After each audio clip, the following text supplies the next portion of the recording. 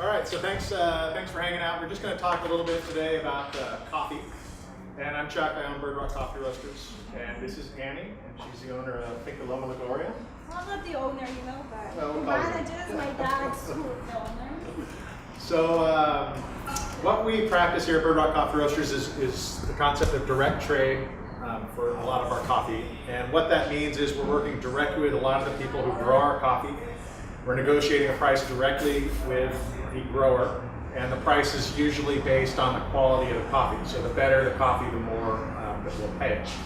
As far as direct trade, it is direct trade. It's a business agreement, but it's a business agreement that the best direct trade relationships are business agreements that are collaborative in nature.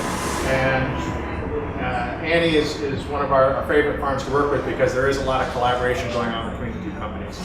And we've done some cool work, and we're going to talk a little bit today about some of the work that we're doing and a little bit about Annie and your farm. So do you want to maybe kick it off by talk a little bit about what your farm is, where it is, and what you guys do? Well, basically it is around 80-acre farm in El Salvador. We are right in the volcano that's next to the capital city, San Salvador. So it's just a 20-minute ride for me from home to get to the farm. We have like red bourbon and pacamara right now. So those are our varietals. So a lot of the people who aren't in the coffee industry, you just think coffee is coffee, but actually there's about 50 different varietals in the Arabica class, and it's just like talking about different grapes in wine. It's just kind of the same thing. And Bourbon and Pacamara are two of our favorite varietals, and that pretty much is the bulk of your group. Yeah, it's what I have, and right now I just planted yellow bourbon and red and orange bourbon, so we're trying to make things more interesting and to be able to offer something different and quality-wise. So, my dad is the owner of the farm. We're pretty new in the business. He bought the farm around 18 years ago. In El Salvador, many of the coffee growers have been growing coffee like for 4, 5 or more generations.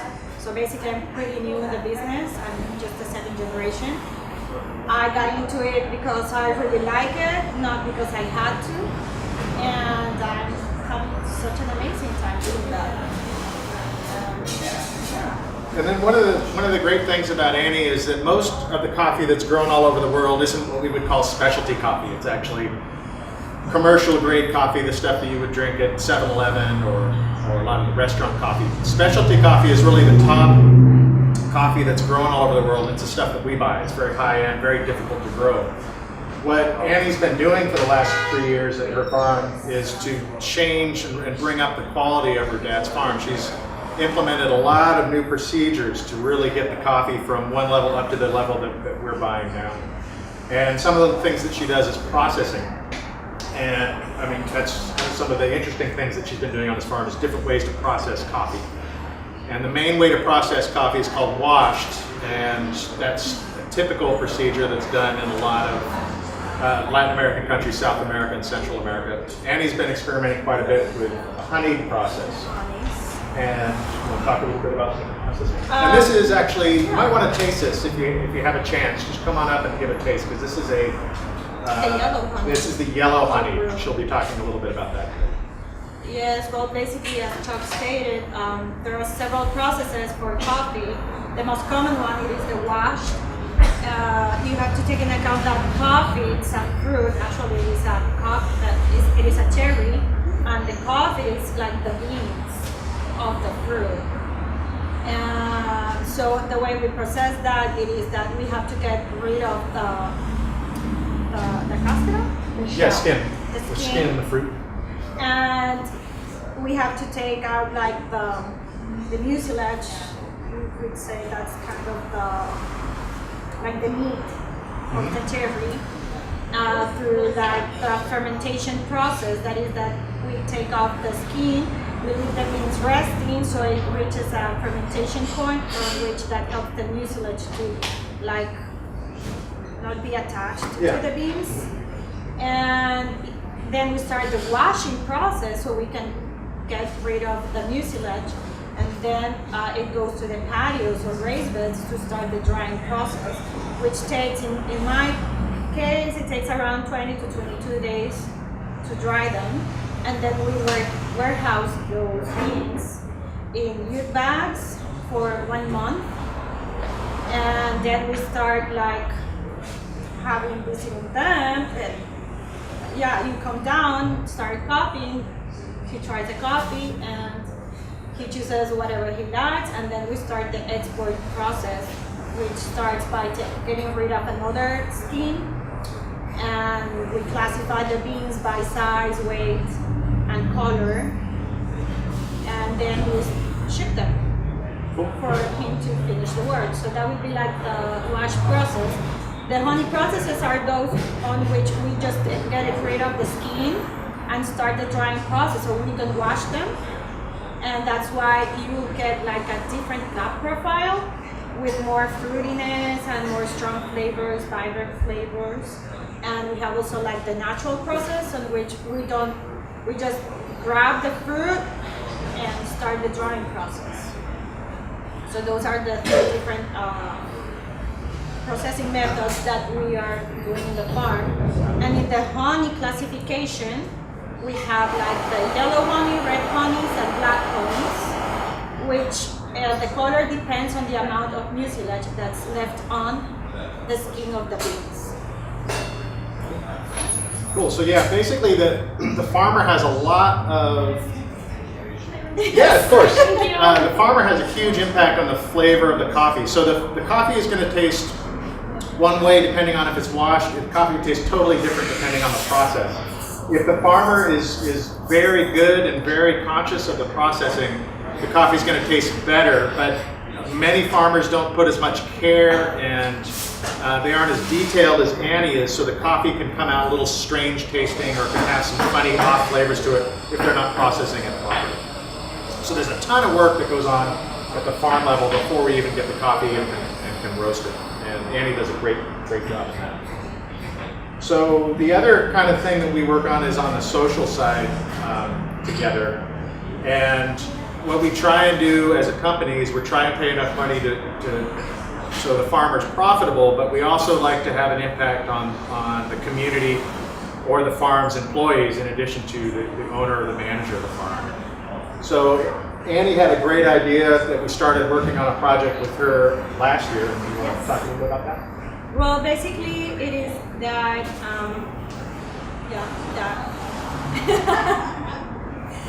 those are eco-stalls. You have to take into account that on the countryside, given that we're a third world country, well, people, the way they cook their food, it is with open fires. So it is not that efficient to cook that way. It takes so much time, so much wood. It's not healthy for them. It's not good for the environment. So there's this company in El Salvador that they have started to do the eco stoves, which work with wood, but they are very efficient. They don't have all of the smoke when they are cooking, and they are able to continue using wood even that the income they have is so low that they are not able to pay most of the time for propane gas to cook. So we did that into parts, two sections to parts. So on January, Nick and Nikki went to El Salvador, and they gave away to some of our employees around, it was 20 acres? I think something like it, yeah. I forgot the number. 18 maybe. 18. And then we did a second round. Okay. So the first round, it was like 18 acre stocks that 18 persons that work in the farm got. And then on the second round, they were like 24 acre stocks. So that people has been like, their life has improved, because if we give them like the money, they would spend the money on something they need that very moment, like health or a debt or whatever. That with the eco stove, their lives have improved in a way that, for example, it will take them around 2 hours to cook corn, and now it takes 40 minutes. And the amount of wood they would use like for 1 day, now it lasts 3 to 4 days. So their cost in getting wood has gone down. They don't have more smoke anymore, like that in their lungs. So we're helping like their lives and the environment. So it's been a very nice project. People are very like grateful for that, and for them to be able to see that the help is not coming from me directly, that it's coming from you guys. It is like they feel so rewarded and happy about it. Yeah, and it makes a huge difference, not only environmentally, but also, I mean, usually a lot of the workers cook just by kind of clear cutting, using wood that's available. It's not very efficient. It's basically a bonfire with a pot on it. And these eco stoves, you can't really tell in this picture, but these eco stoves, there's a cement, basically oven that's super efficient. They use about 1/3 less wood than they would use on an actual bonfire. It burns hotter and longer. So efficiency-wise, it's terrific, not only for the cooking, but also for the amount of money that they spend on wood. They save a ton of money. So it's been a pretty successful project for us, I think, jointly. And what we're doing this year, we have the exclusive on some of all of Annie's Pacamara coffee. And so every pound that we sell, we donate 50 cents back to an account that we're going to use to buy the rest of her workers all these stoves. So it's kind of one way that you guys can have an impact on what we do at the farm level by supporting us. You're also supporting Annie's farm and her employees. So it's a great opportunity to be a link in the chain, so to speak. So, also we're going to open up today, and if you have any questions about coffee growing or about anything you've been curious about as far as coffee buying or growing, now's your big opportunity. I have a question about the 80 acres that you mentioned that you and your father own. Is that considered a big farm, or is that considered a relatively small farm? Like, I have no idea, like, perspective-wise, is that big or small? It's not, well, it depends. Like, there are, like, most of the coffee growers are like really poor people that they have just perhaps a couple of acres. Okay. But as I said, there are coffee families that have been in the business for generations and generations. So compared to them, I'm like really small. You're a boutique. Yes. Well, it is amazing. 80 acres to us sounds massive. Yeah, it sounds like a lot. So that's why I wanted some perspective. Like, is that like a medium-sized So how many farm? trees do you have? How many shrubs? Oh my God, you have like 100,000, 200,000? It is 3,500 per manzana, and we have 127 manzanas, so do them. Lots and lots of shrubs. So she has, say, over 100,000 shrubs, probably, right? So over 100,000 coffee shrubs, and that'll produce about 2 containers of coffee, at least this year. No, actually, the farm can yield around 5 containers. Maximum. Okay, so with that many trees. Yes, Okay. but given that we are renovating the farm, so we have areas that we have taken down, so we just planted. We've been having trouble with the roya, which is a plague. And so we're trying to recover from that happened 2 years ago. And that caused the production to go to 1 container for you to have an idea. So we're trying to keep up our work to get towards like total capacity. Well, it takes a ton of coffee trees just to produce 1 container of coffee. A container of coffee is about 300 bags or 150-pound bags of green beans. So sometimes it may sound like a lot, like 80 acres or 100,000 shrubs, but in the whole scheme of things, the amount of shrubs and acreage that's needed to produce a lot of coffee can be staggering as far as, like she's saying, on the big, especially when we get to the big commercial farms, let's say in Brazil. Those farms can be pretty massive. And that's why the quality goes down, because there's so much that... One of the reasons. Yeah. Yeah. Yeah, there are some big farms that do a terrific, can still maintain the quality, but generally the biggest farms don't maintain the quality across the board. The farms are so big that there's certain areas of the farm that are still better than other areas of the farm. They have all little ecosystems. Yeah. So, but good question though, because a lot of people, it's hard to kind of imagine just being in San Diego and so limited open space, and then you go to a coffee farm and it seems massive, but in reality it's. So how many pounds does one coffee shrub produce per year? 1 pound? 2 pounds? I think 1. 1 pound. So Sure. In between 1 and 5. okay. So one coffee shrub, which is about like this, maybe in a season produces only 1 to 5 pounds of green beans. So you can imagine if you're trying to produce 300 or 400 bags of coffee, you need a lot of trees, a lot of shrubs to actually make that work.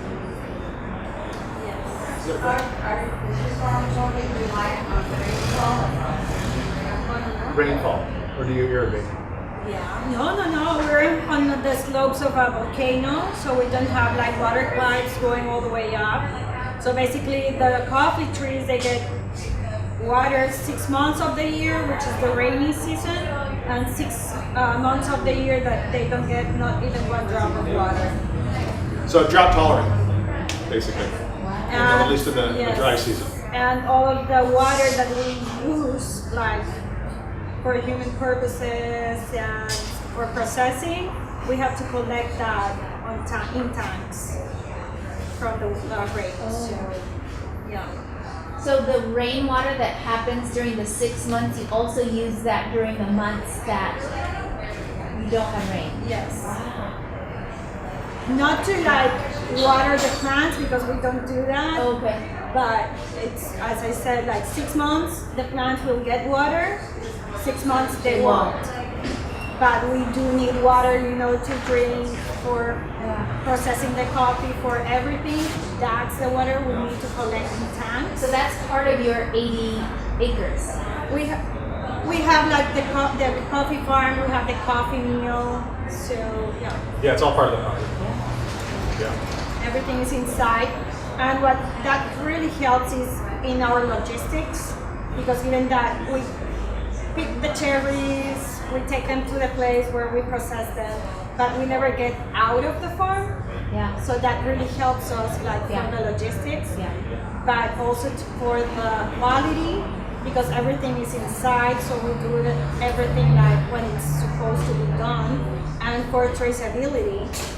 Like I'm able to like give an assurance where the coffee was picked, and given that it never got out of the farm, it wasn't changed for another coffee from another farm or mixed with another coffee from another farm, and I only process my coffee in the farm, so there are no chances to have that kind of problem. So that can be a problem in a lot of the coffee growing countries, is the lack of traceability.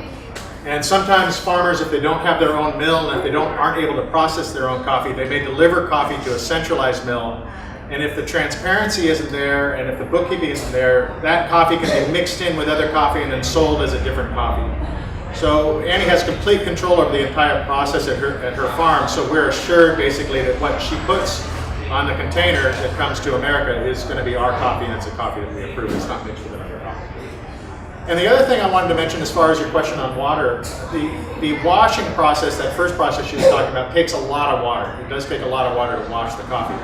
And that is really an environmental advantage with doing honeyed coffees and natural coffees, is it doesn't use any water. So that's another way a lot of farms, with climate change and less water, it is a more eco-friendly way to process coffee. It does change the profile quite a bit, but it doesn't use any water.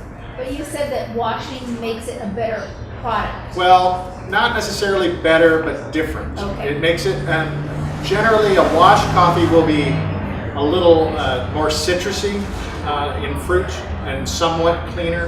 A natural coffee will be more berry-like in fruit and can be a little bit more wild. But with Annie's coffee, it's all clean, so it's just a preference. Okay. It just comes down to preference, not necessarily what's good or what's bad.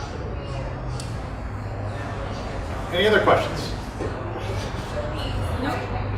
Yeah. Well, so when they pick it presumably by hand, right? This is normal hand. I mean, how much can you pick a day, or how long is your harvesting season? Does it go for a month or 3 weeks? I mean, 5 weeks. so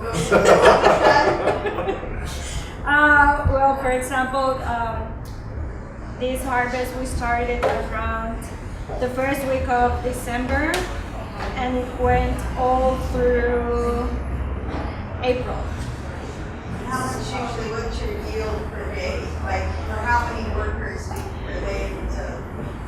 It depends on several factors. It depends on the ripeness of the coffee cherries because you have to take into account that coffee trees, they bloom 3-4 times. So each bloom, it is one stage of ripeness.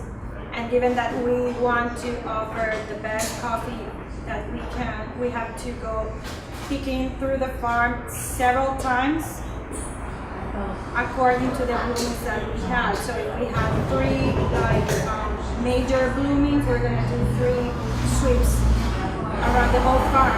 So we have all the pickers getting through the farm, trying to pick just the red coffee cherries. And well, there, as I said, depends on how much ripe coffee we have in that area. But people are very already well trained, that they're very fast picking. I've had visitors that I have given them like a basket for them to have the experience to actually pick coffee, and they would be like, I've been picking coffee like in an hour and I haven't like gotten like this high of the basket, and they see like the picker next to them like full basket, you know. So it all depends on the ability that each picker has, because they have to go picking cherry by cherry. It's not like they take the branch and slide the hand. Well, one of the things I was going to mention is, as Annie was talking about, as far as making several runs through the same area and farm, if everybody has a fruit tree, you know that not all the fruit ripens at the same time, and that's one way to look at it. If you have an orange tree in your backyard, you can pick an orange today, and then next week a different orange is going to be ripening. Well, it's the same thing on the coffee industry, and that's why it's so labor intensive. You have to do so much in one particular shrub. The other thing that's interesting about Annie's farm is her has a huge elevation change. I think you go from about 1,200 meters to 2,000, right? To actually, given that we're on the slopes of the volcano, so we get all the way up to the rim of the crater. That's 1819, but the plantation goes until 1750. Okay, so about 1,200 is about the lowest, right? 1200, yeah. Yeah, so this coffee is the highest grown on our farm, and that's around 1,750 or 1,800 meters. And then the lowest point is 1,200 or 1,100? No, Pacamara, the lowest. No, lowest. Lowest 1200. 1,200. So the higher you get up a mountainside, the slower that fruit is going to ripen. Okay, so the first part of the harvest, she is really working on the lower elevations, and later in the harvest, they're working their way up. But it's an incredible labor-intensive thing, because on the lower elevations, they're making several passes, and then they're basically working their way up the mountain, and it's an incredible amount of effort. And the cool thing that you do with your employees is the contest, as far as you break up Yeah, teams. we kind of been doing that we have 2 teams, picking teams. Each team has a leader. So given that's like, it's not usual to have like team effort, teamwork in this kind of industry. So given my educational background, I thought, well, why not try to make them compete to like increase the team effort and all of that, so we can break the individuality effort.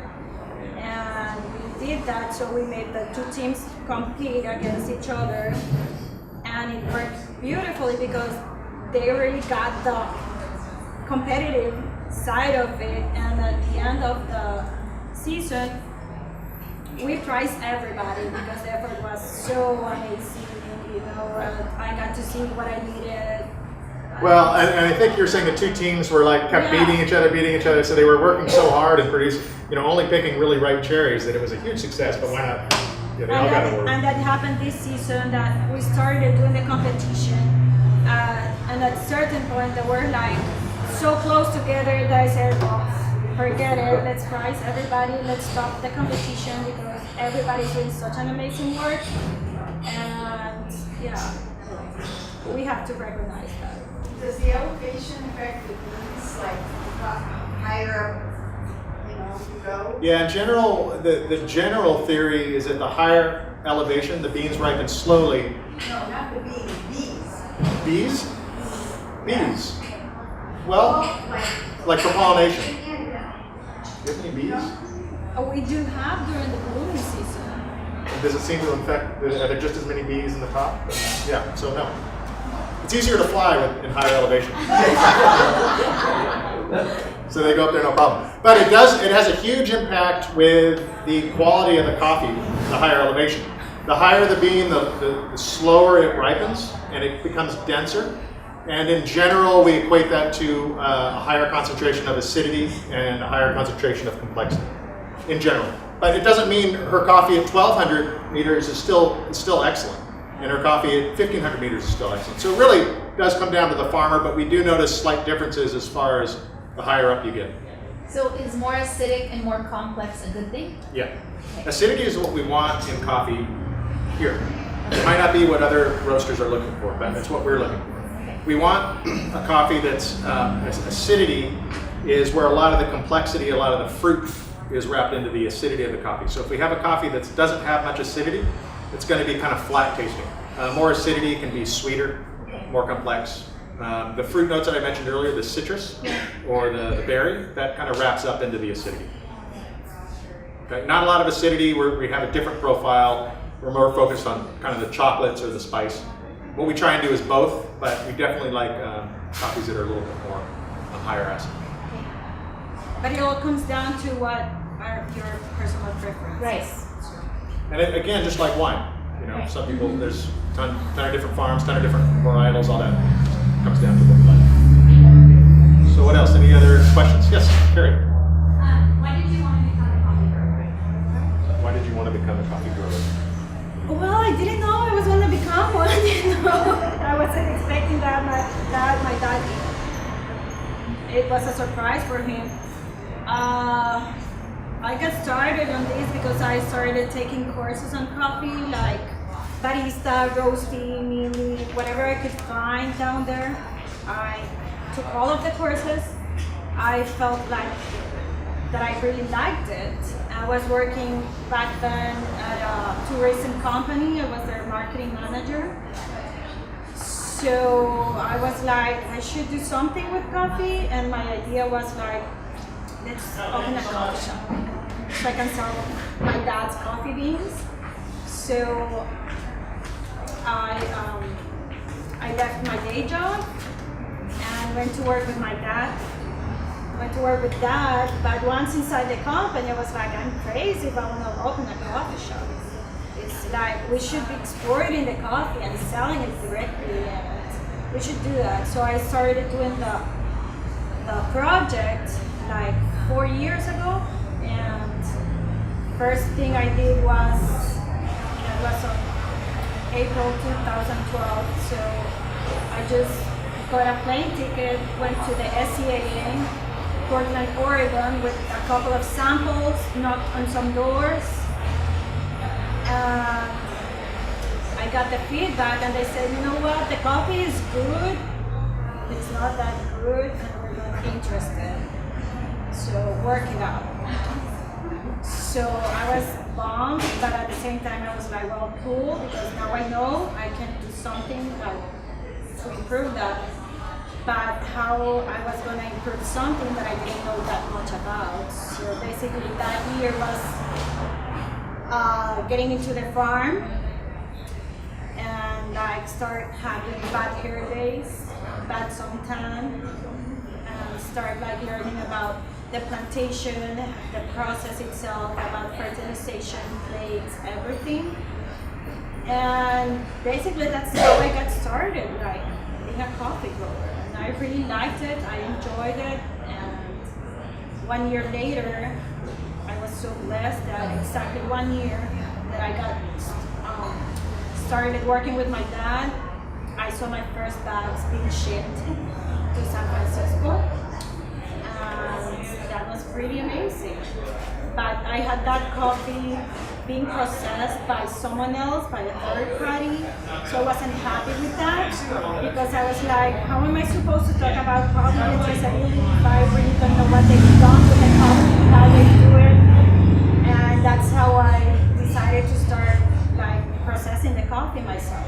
So this has been this is my third harvest I've been working with, and I'm so happy. Like to see so many results in such short period of time, and to be partnering with people like Chuck. This is really the high point, right? It's the cherry on the pie. It's the cherry on the pie. No, it's amazing like to be here. Cool. Yes. Can you talk about helping to connect this? Sure. Yeah, it's actually great. I think about 2 years ago, I produced a video with this gentleman here. This is Matt. Him? Yes. And what I was trying to do, the concept of direct trade, we use it a lot, but there's a lot of misinformation about what direct trade is. A lot of people confuse it for fair trade. A lot of people misuse the term. A lot of roasters use the term direct trade, but they've never left the country. Direct trade to us means a direct relationship. We're working directly with a grower. We're negotiating the price. We're working with that grower on processing techniques. We've been to the grower's farm. So for us, the term is almost sort of sacred, and people shouldn't just be stamping on their bags if they don't know what they're doing. But that said, it's also, I think, the roaster's responsibility to define what direct trade is to their customers, and to make the effort. Don't just assume your customers know what direct trade is, because 9 times out of 10, they don't. So with Matt's help, we produced a video, and what we were trying to do is take the viewer through every step of the process through a direct trade relationship. And at the time, I think we used, Matt gave me a GoPro to take with me down to Guatemala.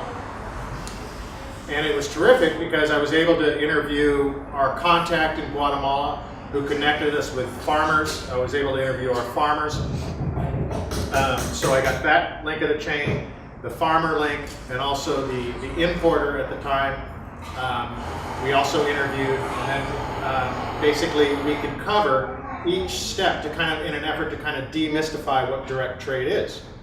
It's not just me carrying a suitcase of cash to give to Annie. It actually takes many, many people to actually make a relationship work.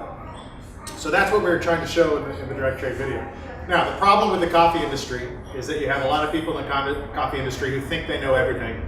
And then as soon as you try and define something, they'll say you were wrong. So anyway, we got this thing published. It was published on Daily Coffee News and several sites.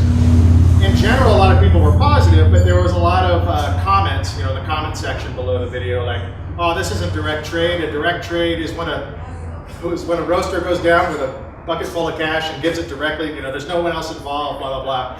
What they didn't really realize is we need an importer, we need an exporter, we need people to connect us with farmers. That's what everybody needs for direct trade.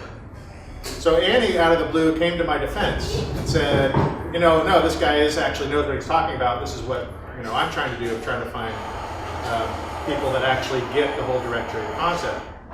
So it was actually pretty cool. And then she made a comment, and we exchanged some emails. And then I think a couple months later, I was at her farm in El Salvador, and then here we are today. Without me expecting him that he would buy coffee. So it was kind of a funny thing, and a lot of people ask us, how we meet the farmers, and this is one of the more unique ways we've established a direct trade relationship. And it just goes to show you, 10 years ago when I first started traveling, we didn't really, when we had the internet, of course, and email, but not a lot of the farmers we worked with were really on social media and didn't really have access to the internet. So a lot of times it was going to Colombia and hoping to get lucky, or going to Guatemala and hoping I stumble on something. But as I think the technology's advanced, and as more farmers have gotten access to the internet, we get emails all the time from growers all over the world wanting us to meet them and such. So it's gotten a lot easier as far as establishing direct trade relationships. But this was kind of a cool start to this relationship, because it really started with us trying to define a concept that not a lot of people know what it is, and then from that definition, we ended up having a great relationship. And then the really nice thing about this relationship is that we're able to bring our employees in on it too. We've sent 5 employees to her farm, and we'll send more this year. So it's actually more than just a business owner and business owner. We're trying to get all the employees kind of in on it, as well. And that last year, Chuck gave me like the super duper backstage pass. That's right. Because I came up here in August and stayed with them 2 weeks. So I got to see their whole operation, like backstage. So it was so cool for me. It was a very nice learning experience. So the way they go to Origin to learn about our processes, I did the opposite.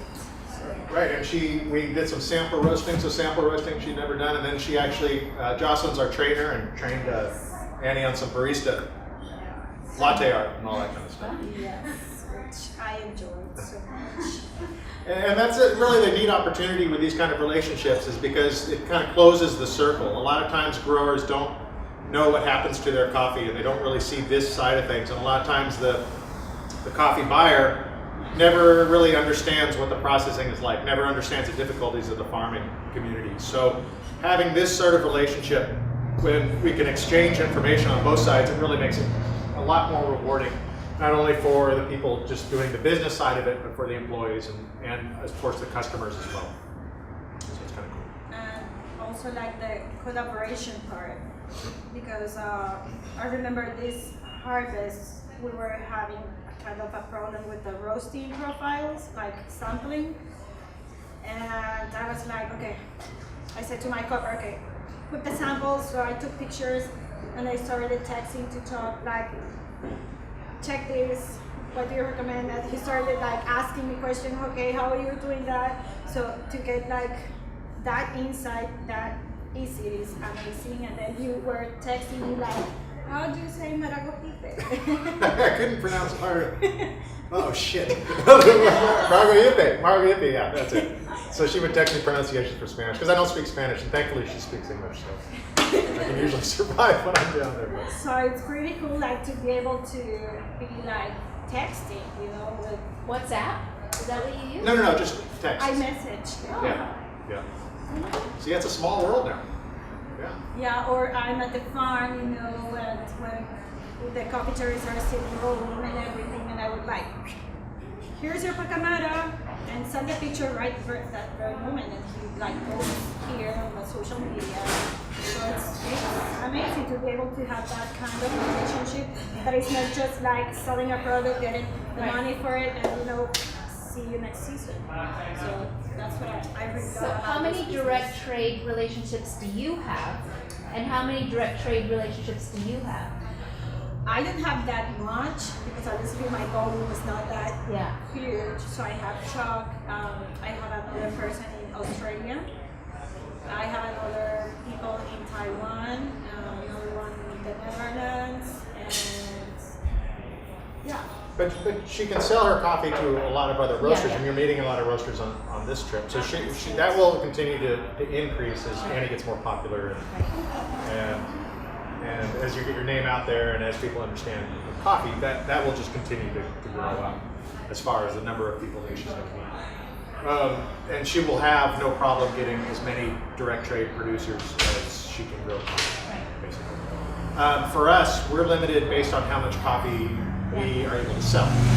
So every year what we do is we do a transparency report, and we like to advertise basically what we're paying for coffee versus fair trade system, and so we list our direct trade partners. And I think we basically alternate between, it's usually somewhere around 10 per season, and most of those we've worked with for 4 or 5, 6 years. Sometimes it happens when these relationships are really built on quality, and so if the quality of the farm goes down and down and down, we can't continue to work with them. And we've had several situations, unfortunately, over the years where the farmer doesn't do what they need to do to maintain the quality. Now, as an agricultural product, coffee will dip naturally just on weather conditions. There'll be a great year and okay year. If the farmer is doing everything they should be able to maintain a minimum quality. If the farmer is not doing what they can, we can still support for a season or maybe two, but there comes a point if the quality's not there, we have to end the relationship. It's not, while it's collaborative and we have a huge social component of our direct trade relationships, it's not a charity. If I'm paying a lot for coffee, I have to charge a lot for coffee.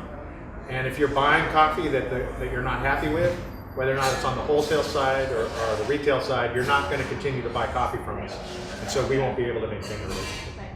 But usually for a company this size, I think 10 is about average per season, 8 to 10. And that's usually enough because we have good working relationship with everybody we work with. And every year we might pick up a new farm and we'll see how it goes. What's interesting though, speaking of quality, we just are bringing in a new farm from Guatemala this year. We bought from them first about 3 years ago, and that year they finished maybe 15th in the Cup of Excellence. Guatemala produced good coffee, and then the last 2 years their coffee was not where it should be. But this year they wanted to sell to us again. They were confident that they had good coffee, and indeed we did buy another lot. And again, another one of their coffees finished 10th or 15th, I think, again in the Cup of Excellence. So again, with the quality, if the farmer's doing, they can recover from down years and meet the quality again, and then they can buy. So yeah, good question. Good questions today. Okay, any other questions? Yes, Carrie. Can you talk about the benefits? Yes. I can fill you in later.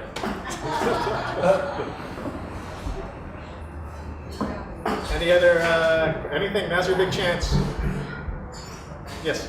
As you're specializing your farm more and more, is most of your coffee now being exported internationally, or do you sell a lot within Guatemala? Well, she's in El Salvador. Well, basically what's really truly amazing for all the job we're doing, like my team and everybody down there, is that I'm one of the few persons that's like putting into the specialty market the 100% of the coffee that is exportable. So what's not exportable obviously is left in the local market and making its way to other countries. But, yeah. So, it's great. It would be great if a lot of the best coffee stayed in those countries where it's grown, but in general, the best coffee is exported. And one is that growers can get a lot more money for it if they export it. I'm assuming that's number one reason. And then two is that a lot of the countries like El Salvador or Guatemala, the coffee culture isn't where it is as far as a specialty coffee culture. As far as latte art, pour overs, that kind of stuff is just starting to kind of catch on in El Salvador and Guatemala. And even though we already have a couple of specialty coffee shops, you won't have like this quality coffee. You will have lower quality coffee. So if you ever travel like to a coffee producing company, a country, take your coffee with you. Yeah. That's what I do. So ironic. Because you're only gonna find like that coffee around. Yeah. So good question. All right, well, thank you all so much for coming. We hope this was informative for you guys. And Annie's coffee is available. And remember, every bag you buy, it's going to go for, a little portion of that's going to go for Eco Stoves at her farm. So thank you guys very much. Thank you. And I appreciate you guys.